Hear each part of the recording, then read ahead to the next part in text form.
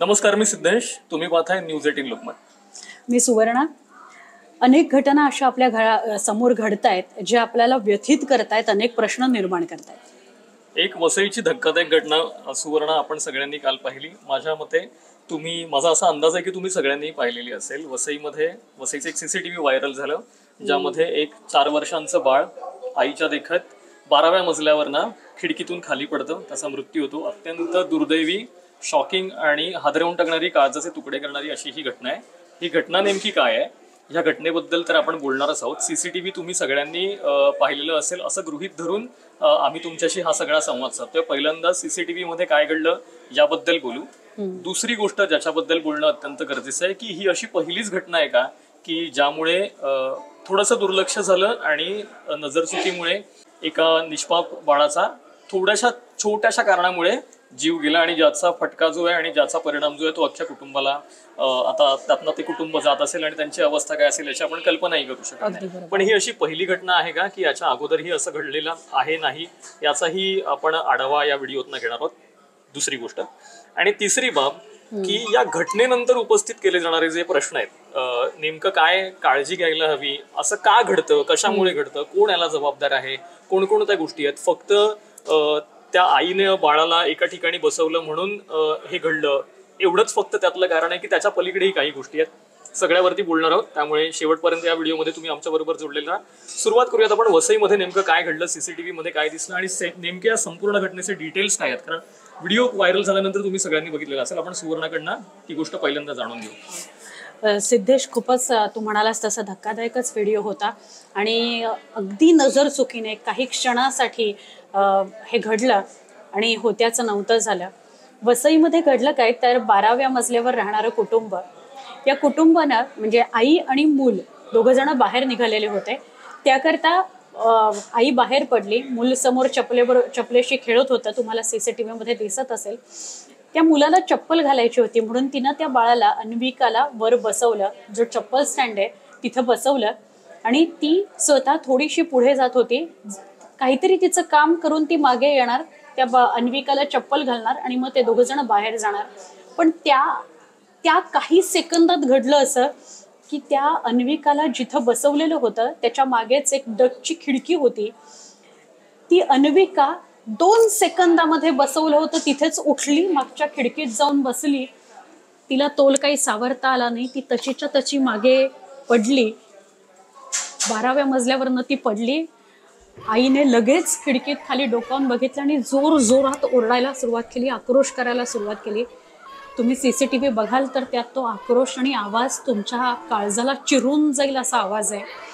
तिच्या वडिलांना लक्षातच आलं की नेमकं काय घडलंय. ते तसेच्या तसे घरातनं तडक बाहेर आले आणि त्यांनी लिफ्टची सुद्धा वाट बघितलेली नाही. ते वडील तसेच्या तसे खाली धावत सुटले, जिन्यांवरनं खाली उतरले, 12व्या मजल्यावरनं खाली. पण 4 वर्षाचा उशीर झालेला होता, खूप उशीर झालेला होता. आपण कल्पना करू शकतो काय इम्पॅक्ट असेल 12व्या मजल्यावरनं एखादी गोष्ट जेव्हा खाली पडते तेव्हा काय. आणि त्या अन्विकाच्या डोक्याला गंभीर दुखापत झाली. तिला लगेचच रुग्णालयामध्ये, वसईच्या महापालिकेच्या रुग्णालयात नेलं, पण उपचारांआधीच डॉक्टरांनी तिला मृत घोषित केलेलं आहे.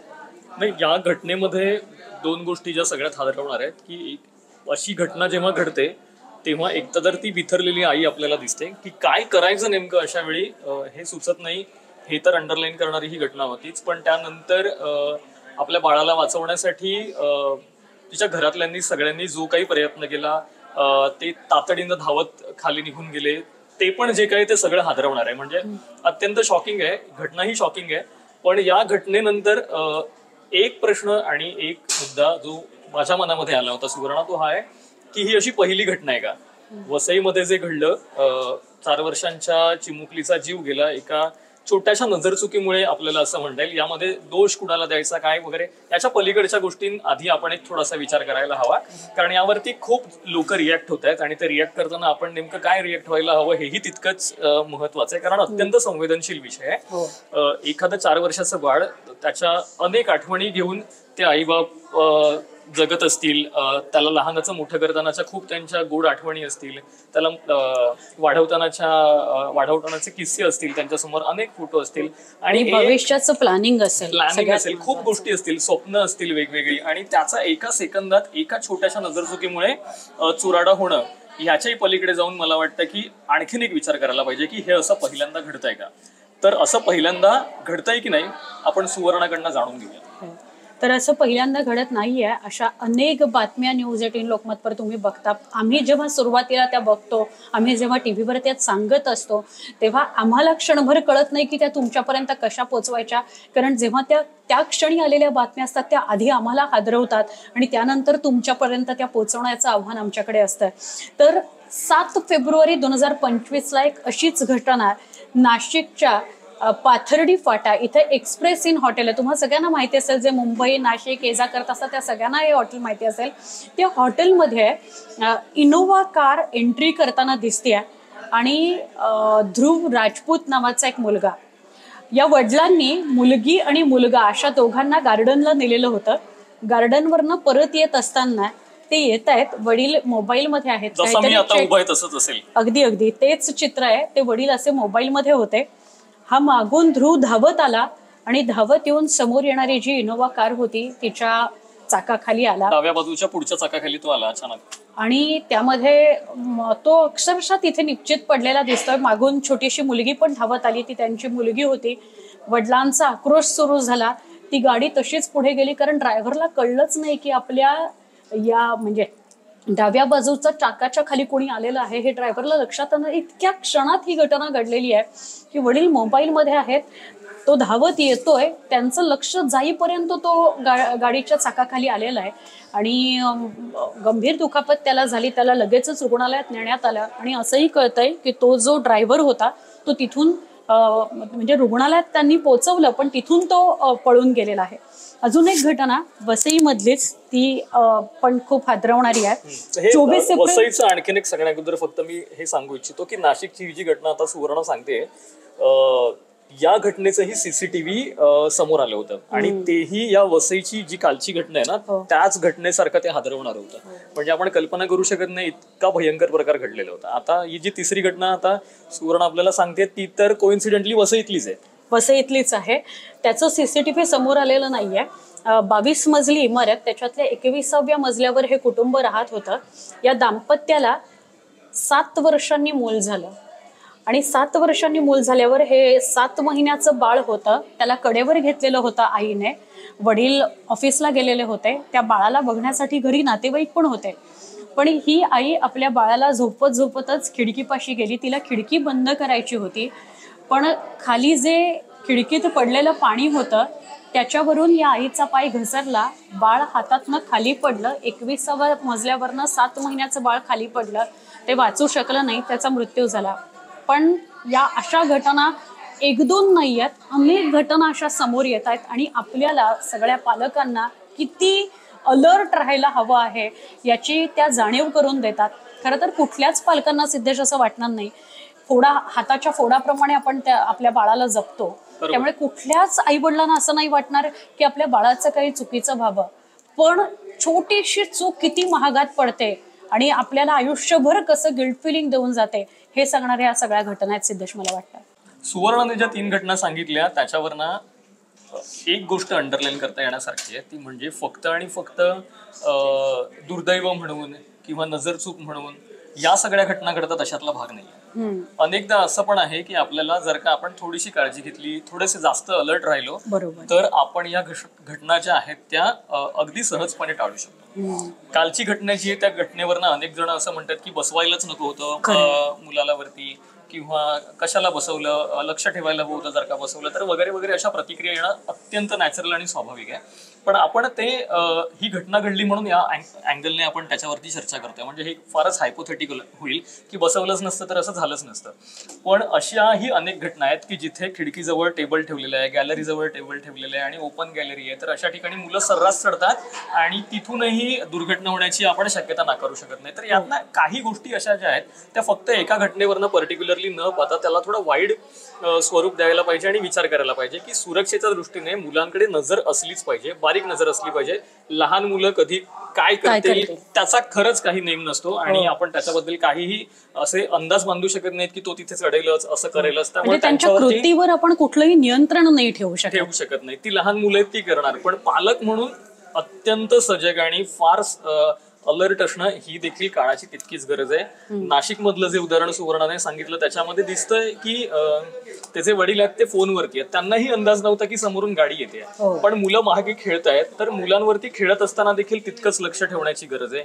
हीच गोष्ट आपल्याला वसईमध्येही म्हणता येऊ शकेल की बाळाला वर बसवलंय आणि ते बाळ जर तिथून उठतंय आणि आपल्याला माहिती जर का समोरची खिडकी उघडी आहे तर मग तिला ग्रिल नाहीये तर मग तिथे बसवणं कितपत योग्य, किंवा तिथे मुळात ते टेबल ठेवणं कितपत योग्य ठरेल. तो चप्पल स्टँड होता, पण चप्पल स्टँड तिथे ठेवणं हेच थोडंसं रिस्की होतं, कारण त्याच्या मागेच खिडकी होती आणि त्याला ग्रिल नव्हता. म्हणजे एकतर ग्रिल बसवायला हवं होतं किंवा चप्पल स्टँड तिथे ठेवायला नको होता. बरोबर आहे. आता याच्यामध्ये हायपोथेटिकल जरी असलं की जर असं असतं तर तसं झालं नसतं असं म्हणायला जरी वाव असलं तरी देखील मी काही गोष्टी तुम्हाला एक सल्ले म्हणून आपण चर्चा करून पालकांनी कोणकोणत्या गोष्टींची काळजी घ्यायला हवी याचा एकदा शांतपणे विचार करायला हवा. आणि त्या सगळ्या काळजी, ते सगळी कारणं आणि ते सगळे जे काही एसओपीज असतात लहान मुलांकडे लक्ष ठेवताना, त्यांची काळजी घेताना, त्यांच्यावरती नजर ठेवताना, तर ते काय काय असतात ते तर प्रत्येकाला आपल्याला माहिती आहे की आपल्याला कल्पना असते, प्रत्येक पालकांना कल्पना असते की कोणतं बाळ आपलं किती मस्तीखोर आहे आणि किंवा किती कोणकोणत्या गोष्टी ते करू शकतात, ते स्वतःला किती जीवाला घाबरणार आहे आणि स्वतःची काळजी घेणार कितपत आहे आणि किती ख्वाड आहे.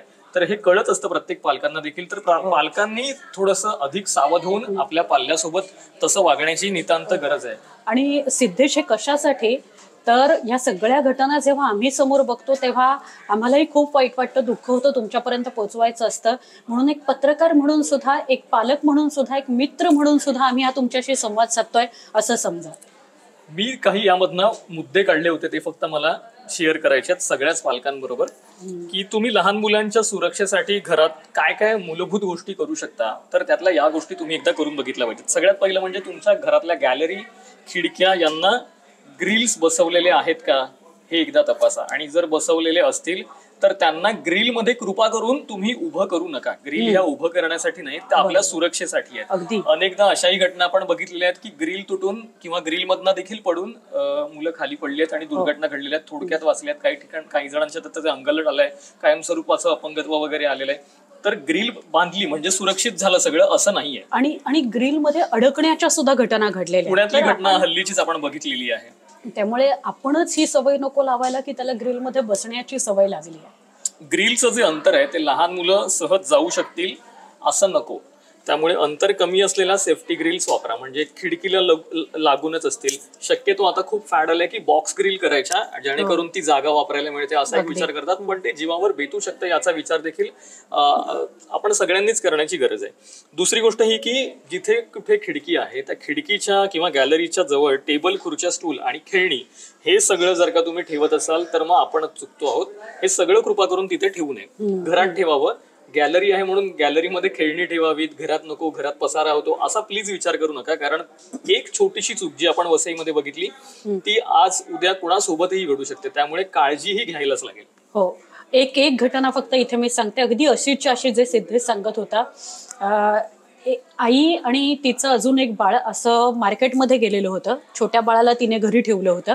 ते छोटं बाळ इतकं द्वाड होतं की त्याने खिडकीपाशी स्टूल ढकलत नेलं, त्याच्यावर चढलं, खिडकीत चढलं आणि खिडकीमधून ते खाली पडलेले. पहिल्या मजल्यावरनच घडलेली ही घटना आहे, त्यामुळे ते बाळ वाचलं. पण ही घटना सुद्धा नुकतीच याच वर्षी नुकतीच तुमच्या समोर आहे. एक ना याच्यामध्ये आणखी ॲडिशन मला करायचं आहे, ते म्हणजे आपण अनेकदा मूल जसं 2 वर्षाचं 3 वर्षाचं थोडी थोडी समज जेव्हा मुलांना यायला लागते तेव्हा आपण एक काम करतो, ते म्हणजे मी आलोच पटकन 2 मिनिटं टॉयलेटला जाऊन तू इथे बस, किंवा मी पटकन हे काम करून येतो 2 मिनिटं बसशील का इथे, किंवा मी पटकन हा फोन घेऊन येतो किंवा असं काहीतरी वस्तू घेऊन येतो, तू थांबा इथेच, मी आलो लगेच. अशा गोष्टी ज्या असतात 5 वर्षांपर्यंतच्या मुलांबरोबर तर बिलकुल करणं टाळावं. मी असं म्हणत नाही की हे मी करत नाही किंवा मी पूर्णपणे हे सगळं करतो, पण आपण असा प्रयत्न करायला हवा की आपण शक्यतो 5 वर्ष किंवा त्यापर्यंतच्या मुलांना, जोपर्यंत त्यांना पूर्ण समज आलेली नसते, स्वतःच्या जीवाची काळजी कशी घ्यायची हे जोपर्यंत त्यांना कळलेलं नसतं, तोपर्यंत आपण बिलकुल त्यांना नजरेआड करू नये. जर आपल्याला स्वतःला शक्य नसेल तिथे थांबणं तर त्यांना कुणाच्या तरी नजरेखाली ठेवावं किंवा त्यांना अशा पद्धतीने अशा सुरक्षित ठिकाणी ठेवावं की जिथून ते कोणत्याही प्रकारच्या स्वतःच्या जीवाशी धोका करून घेतील किंवा अशा पद्धतीची कुठली तरी अघटित गोष्ट होऊ शकेल अशी कुठली शक्यता त्यामध्ये उरणार नाही. ही गोष्ट पाळणं फार गरजेचं आहे. यामधली आणखीन एक इमारतीमध्ये राहणाऱ्या लोकांसाठी अत्यंत महत्वाची गोष्ट अशी आहे की लिफ्ट आणि कॉमन एरिया जे असतात तिकडे मुलांना बिलकुल एकटा नाही सोडला पाहिजे. भलेही तुम्ही नसाल तिथे पालक म्हणून पण त्यांच्यासोबत दुसरं कोणतरी प्रौढ व्यक्ती असणं नितांत गरजेचं आहे. आणि लिफ्टच्या आसपास तर अगदी असायलाच पाहिजे कोणीतरी सोबत. सेफ्टी सगळी ठेवलेली आहे लिफ्टच्या आजूबाजूला म्हणून लिफ्टने एकटं बाळ गेलं आणि ते कौतुकाने तुम्ही असं सांगत असाल तर प्लीज असं करू नका. जरी ती सुरक्षित लिफ्ट असेल आणि ते एकटं जातं याचं कौतुक तुम्हाला वाटत असेल तरी प्लीज अशी रिस्क घेऊ नका. आणि तुमची मुलं तुमच्यापेक्षा एकटी राहत असतील तर ही चांगली वाईट कौतुक करण्यासारखी गोष्ट वगैरे हे खूप पलीकडचं आहे. पण ती जेव्हा केव्हा एकटी असतील तेव्हा कोणतरी एक ऍडल्ट त्याच्याबरोबर असेलच, कोणतरी एक व्यवस्थित समज असलेली व्यक्ती त्याच्याबरोबर असेलच ही खात्री पण तुम्ही घेणं गरजेचं आहे पालक म्हणून, ना की इतर कोणी. कारण पालक म्हणून तुम्हाला माहिती आहे की या ठिकाणी आपलं बाळ एकटं असणार आहे तर त्याच्यावरती नजर ठेवणार तिथे कोणतरी आहे का हक्काचा माणूस, कोणीतरी आहे का ओळखीचं, काळजी घेणारं कोणतरी आहे का, किंवा कधी काही झालं पडलं लागलं कुठे खरचटलं तर लगेच त्याला मदत मिळणं, लगेच तातडीनं उपाय मिळणं हे देखील तितकंच गरजेचं असतं. याच्यासाठी हे पूर्णपणे मान्य आहे की कुठलाही माणूस 24 तास आपल्या बाळांबरोबर पाल्यांबरोबर पूर्ण वेळ देऊ शकणार नाही. प्रत्येक जण ऑफिसला जातो, काम करतो, तर ते शक्य होणार नाही हे मान्य आहे. पण जेव्हा तुम्ही नसता त्यावेळी तुमचं बाळ सुरक्षित आहे नाही याच्यासाठीची खबरदारी घेणं ही देखील पालक म्हणून जबाबदारी राहणारच आहे. बरोबर की नाही? अगदी. आणि मला सिद्धेश इथे एक सांगायचं होतं की हल्लीच्या सगळ्या धकाधकीच्या युगात आणि आपण सगळे जे मेट्रो सिटीज मध्ये राहतोय तिथे एकानेच काम करणं हे परवडणारं नाही म्हणून दोघंही नवरा बायको काम करतात आणि त्यांचं बाळ कुठल्या तरी तिसऱ्या व्यक्तीच्या आजी आजोबा असेल कुठे तुम्ही बरोबर बेबी सिटिंग असेल ठेवत असाल तर अशा वेळेला तुम्हाला अधिक सजग राहायला पाहिजे. आणि सगळ्यात महत्वाचं तुम्ही जेव्हा अशा प्रकारे दोघंही नोकरी करताय, दोघंही घरातलं सुद्धा काम करताय तेव्हा तुम्ही मल्टीटास्कर होऊन जाता ऑटोमॅटिकली. आणि त्या मल्टीटास्किंग मध्येच एका वेळेला 2 कामं 3 कामं 4 कामं करण्याच्या नादातच 2 सेकंद फक्त बाळाला ठेवतो आणि काय होणार आहे या झोनमध्ये आपण अजिबात राहायला नको आणि तेच रिस्की होत आहे सध्या. बरोबर. लिफ्ट आणि कॉमन एरिया बद्दल मी तुम्हाला म्हणालो की अनेकदा असंही होतं की मुलांचं कुतूहल असतं आणि मग ते कुतूहलापोटी काही ना काहीतरी गोष्टी तोंडात टाकतात किंवा उडी मारून बघतात किंवा दंगा करत राहतात. अशा अनेक गोष्टी होतात. त्यावेळी पालक म्हणून आपली जबाबदारी आहे की मुलाने असं केलं तर त्याचे परिणाम काय होऊ शकतात हे त्याला पटवून देणं. आणि हे जर का आपण पटवून देऊ शकलो नाही तर मग ते आणखी आपल्या जीवाला धोका करून घेण्याची शक्यता जास्त बळावते. आणि अनेकदा या गोष्टी सर्रास घडताना आपल्याला बघायला मिळतात. आता नाणं एखादं बाळ जर का तोंडात घालत असेल तर त्याला माहित नसतं की नाणं तोंडात घातल्यामुळे काय होणार आहे. बरोबर. पण ते योग्य वयामध्ये जर का आपण त्याला व्यवस्थित पद्धतीने समजावून सांगितलं नाही की सगळ्याच गोष्टी या चव घेण्यासाठी नसतात, कशासाठी असतात, त्याचे परिणाम काय होऊ शकतात, हे आपल्याला मुलांच्या मनावरती देखील तितक्याच चांगल्या पद्धतीने बिंबवून द्यावं लागेल, त्यांना समजावं लागेल, प्रेमाने शिकवावं लागेल. तेव्हा या गोष्टी आणि या घटना ज्या आहेत त्या आपल्याला टाळता येऊ शकतील. हो. तशीच एक घटना होती की शेंगदाणा हा नाकामध्ये गेला, नाकपुडीमध्ये तो अडकला आणि नंतर त्या बाळाचं ऑपरेशन करावं लागलं. ही बातमी तुम्ही कुठेही बघितलीत तरी तुम्हाला ती सापडून येईल. ही बातमी सुद्धा खूप गंभीर होती आणि मग ऑपरेशन करावं लागलं. तो दाणा इकडनं काढला आणि मग ते बाळ व्यवस्थित झालं, वाचलं. पण बघा किती छोटीशी गोष्ट आणि त्याचं किती गंभीर रूप तुम्ही घेऊ शकते एखादी घटना. बरोबर. शेवटाकडे वळूयात. आता काय आहे की तुम्हीही कमेंट करून आम्हाला सांगा की आम्ही तुम्हाला सांगितलेल्या या ज्या सुरक्षेच्या गोष्टी आहेत त्याच्यामध्ये तुम्हाला कुठल्या खटकल्या आहेत किंवा तुम्हाला कुठल्या पटल्या आहेत, याच्या व्यतिरिक्त आणखी तुम्हाला कुठल्या वाटतायत की ज्या गोष्टी पालकांनी करायला हव्यात आणि पालकांनी याकडे लक्ष ठेवायला हवं. हे तर झालंच. पण जी वसईची घटना आहे त्याच्यावरनं खूप वेगवेगळ्या प्रतिक्रिया बघायला मिळतात की ठेवायलाच नको होतं, पालकांचीच चूक आहे, असंच आहे तसंच आहे. खूप वेगवेगळ्या प्रकारच्या प्रतिक्रिया त्याच्यामध्ये येत आहेत. पण एक गोष्ट एक कुठल्याही मुलाचे पालक म्हणून मला असं वाटतं की आपण सगळ्यांनी ही समजून घेतली पाहिजे की जेव्हा अशी घटना घडते तेव्हा त्या कुटुंबाची मानसिकता नेमकी काय झालेली असेल, ते कुठल्या भावनेतनं जात असतील, ते आता नेमकं काय फील करत असतील याचा एकदा विचार प्रत्येकाने कमेंट करण्या अगोदर विचार करायला हवा. कारण एखाद्याला दोष देऊन मोकळं होणं आणि एखाद्याला आरोपी ठरवणं एखाद्या गोष्टीसाठी फार सोपं असतं. पण ते आयुष्यभर घेऊन जगायचं एखाद्या व्यक्तीला की एक अशी अघटित घटना घडली आहे आणि ती त्याचं गिल्ट किती असेल मनात. म्हणजे याचा विचारच अंगावर काटा आणणार आहे. हो, मला अगदी याच विषयावर बोलायचं होतं, किंबहुना तुम्हाला विनंती पण करायची होती की आपण सगळे सोशल मीडिया इतके सर्रास वापरतो आहोत आणि एखादी घटना, एखादा व्हिडिओ तुमच्या समोर येतो, तुम्ही दुसऱ्या सेकंदाला कमेंट करून मोकळे होता, पण ऑलरेडी एक जखम त्यांना झालेली आहे. अजून आपण हार्श प्रतिक्रिया आणि तेही एकदम तत्परतेने प्रतिक्रिया देऊन त्यांना अजून जखमा करत राहणार आहोत का? या सगळ्यातनं ते कसे बाहेर येतील यासाठी थोडंसं काहीतरी चांगलं बोलून त्यांना मदत करणार आहोत, याचा सुद्धा कमेंट. आणि पुन्हा अशी घटना होऊ नये यासाठी काय करणार आहोत? फक्त बिल्डरला दोष देणार आहोत की त्याने ग्रिल लावल्या नाहीत किंवा ग्रिल लावायला देत नाहीत किंवा ग्रिल लावल्यामुळे असं त्याचे वेगवेगळे परिणाम होतात, किंवा आपणच अधिक काळजी घेणार आहोत? तर मला वाटतं की आपण सगळ्यांनी स्वतःपासून सुरुवात करून या सगळ्या गोष्टी जर का एक एक पाऊल आपल्या आजूबाजूला करायला सुरुवात केली, आपल्या आजूबाजूला कुठली लहान मुलं दिसली आणि आपण त्यांच्यावरती जरी लक्ष ठेवून राहिलो आणि सांगितलं की आपण तुम्ही असं करू नका, असं केल्याने तुम्हाला दुखापत होईल किंवा तुमच्या जीवाला धोका निर्माण होईल, काळजी घ्या, अशा गोष्टी नाही करायला पाहिजेत, असं आपण प्रेमाने जर का त्यांच्याशी हाताळू लागलो या गोष्टी, तर मला वाटतं की आपण अशा अप्रिय घटना ज्या आहेत त्या निश्चितच टाळू शकतो. तर हे एकंदरीत आमचं तुम्हाला सांगणं आहे प्रेक्षकांना. एकूणच या संपूर्ण घटनेबद्दल, ज्या घटना तुम्हाला सुवर्णाने सांगितल्या त्याच्याबद्दल काय वाटतंय कमेंट करून नक्की सांगा. शेवट सुवर्ण तूच करावाच व्हिडिओचा असं मला वाटतं. तुम्ही प्रतिक्रिया तर कराच, पण सोशल मीडिया आपण जेव्हा वापरतो तेव्हा त्याचा किती सजगपणे विचार करणार आहोत आणि समाज बदलण्याकरता त्याचा आपण काही वापर करू शकतो का, त्यात एक भाग होऊ शकतो का, हा सुद्धा नक्की विचार करा. इथेच थांबतो.